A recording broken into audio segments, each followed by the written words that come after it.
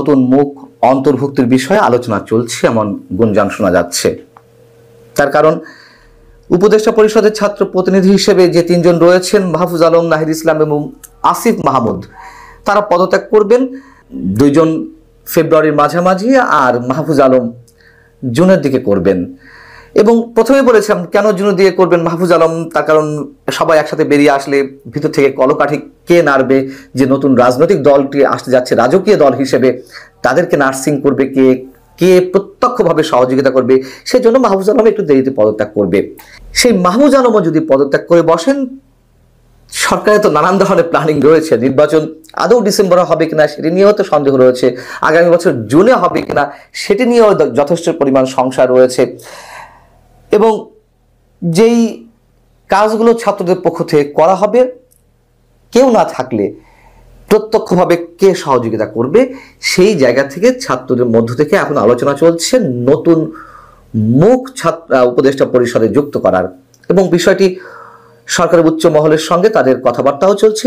এটি হচ্ছে ভিতরের নিউজ।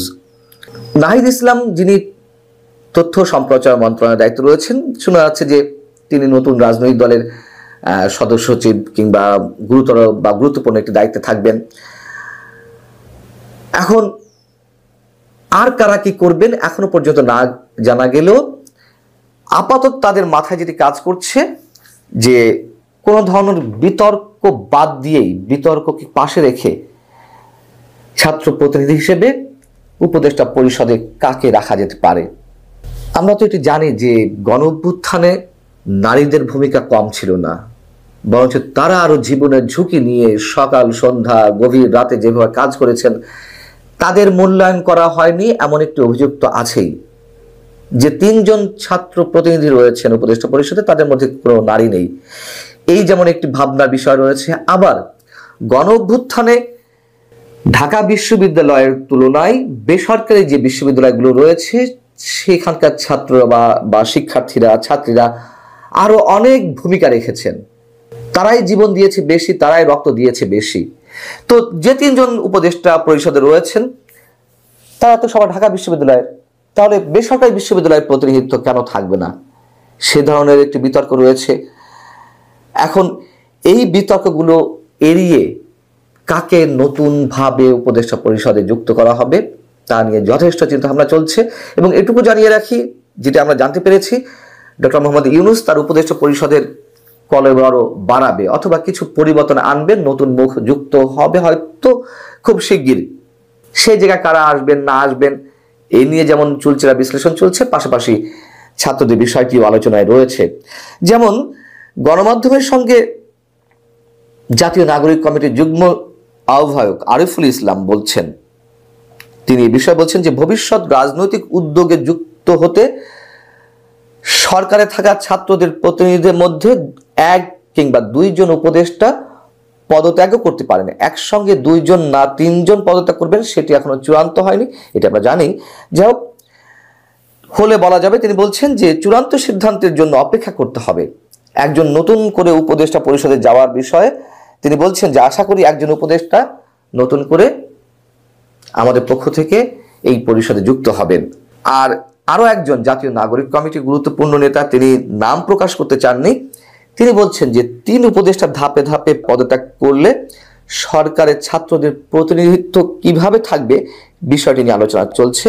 আমরা চাচ্ছি আমাদের কোনো প্রতিনিধি সেখানে থাকুক যিনি রাজনৈতিক প্রক্রিয়ার অংশ ছিলেন না বা হবেন না। যাই করা হোক সবার সঙ্গে আলোচনা ভিত্তিতে সেটি নির্ধারণ করা হবে। রাজনৈতিক প্রক্রিয়ার সঙ্গে যুক্ত থাকবেন কি থাকবেন না, বা এর আগে যারা উপদেষ্টা পরিষদে আছেন তারা এই পরিষদে থাকবেন কি থাকবেন না, সেই বিতর্ক তো সহজে সমাধান হবে না যদি নতুন করে আরেকজন ছাত্র উপদেষ্টা এখানে যুক্ত হন, মানে ছাত্র হিসেবে। আমরা নাটকের তো শেষ দেখছি না, নাটক চলতেই থাকবে। এবং হয়তো প্রমাণ করার চেষ্টা হবে না যে উনি ছাত্র প্রতিনিধি হিসেবে আছেন অথবা উনি রাজনৈতিক দলের সঙ্গে সম্পৃক্ত ছিলেন না, কিন্তু এটুকু তো বোঝা যাবে কারা ঢুকছেন কারা ঢুকছেন না।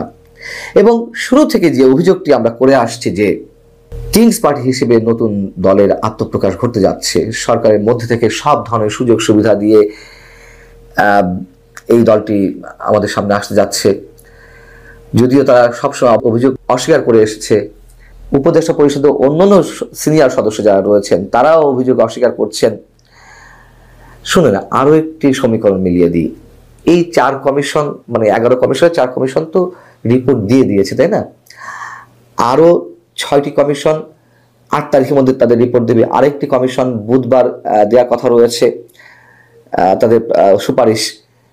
তো রিপোর্ট দেওয়ার পরও রাজনৈতিক দলগুলোর সাথে কেন আলোচনা দেরি হবে? অনেক আগেই তো ঘোষণা দিয়ে রেখেছে সরকারি উপদেষ্টা যে ফেব্রুয়ারির মাঝ পর্যায় থেকে রাজনৈতিক দলগুলোর সঙ্গে আলোচনায় বসা হবে সংস্কারের বিষয়ে। সমীকরণটা হচ্ছে, নতুন যে সমীকরণটি বলতে চাই সেটা হচ্ছে যে তাদের দলের নাম ঘোষণা এবং কমিটি ঘোষণা যাই হোক না কেন সেটি তো ফেব্রুয়ারি মাঝামাঝি করার কথা, হয়তো শেষ হয়ে যেতেও পারে। আমার ধারণা তারা এটি ঘোষণা না দেওয়া পর্যন্ত আলোচনা শুরু হবে না, অথবা শুরু হলেও তারা তাদের কাজ করতে থাকবে, একটা পর্যায়ে তাদের সঙ্গে আলোচনায় বসবে। এই হচ্ছে সহজ সব সমীকরণ। এর আগে অনেক ধরনের সমীকরণ মিলেছে যেখানে আমাদের ধারণা ভুল কিছু হয়নি, বরঞ্চ প্রত্যেকটি ধারণায় সঠিক প্রমাণিত হচ্ছে। অতএব নতুন যার নাম ছাত্ররা চিন্তা ভাবনা করছে, অবশ্যই যথেষ্ট সতর্কতার সঙ্গে তাদেরকে চিন্তা ভাবনা করতে হচ্ছে। একদিকে নারী প্রতিনিধি হিসেবে কাউকে রাখা যায় কিনা, অন্যদিকে বেসরকারি বিশ্ববিদ্যালয় থেকে কাউকে রাখা যায় কিনা, এই বিষয়গুলো তারা মাথায় রেখে দিবে একজনকে। কারণ এটি মনে করার কোনো কারণ নেই যেই অভিযোগটি উঠেছে সরকারের নিরপেক্ষতা নিয়ে, সেই নিরপেক্ষতার বাইরে তারা যেতে পারবে, কোনো অবস্থাতেই যেতে পারবে না। এবং আমার আশঙ্কা বর্তমান সরকারের অধীনে নির্বাচন আদৌ হয় কিনা সেটি যথেষ্ট সন্দেহ রয়েছে। শুধু আমি নই, আরো অনেকে তেমনটি বলছেন। এখন আমাদের অপেক্ষা পালা যে নতুন নাটকের শুরুটা কেমন হয়, সেটি এবার জমরেখাপাত কেমন হয়, মাহফুজ আলম কতদিন থাকে, এই সব কিছুর অনেক হিসাব নিকাশে রয়েছে। তবে তারা যা করতে যাচ্ছে সেটি খুব সাবলীলভাবে যেই সবকিছু সম্পূর্ণ করতে পারবে এটি মনে করার নিঃসন্দেহ কোনো কারণ নেই। আল্লাহ হাফেজ, ভালো থাকুন সবাই।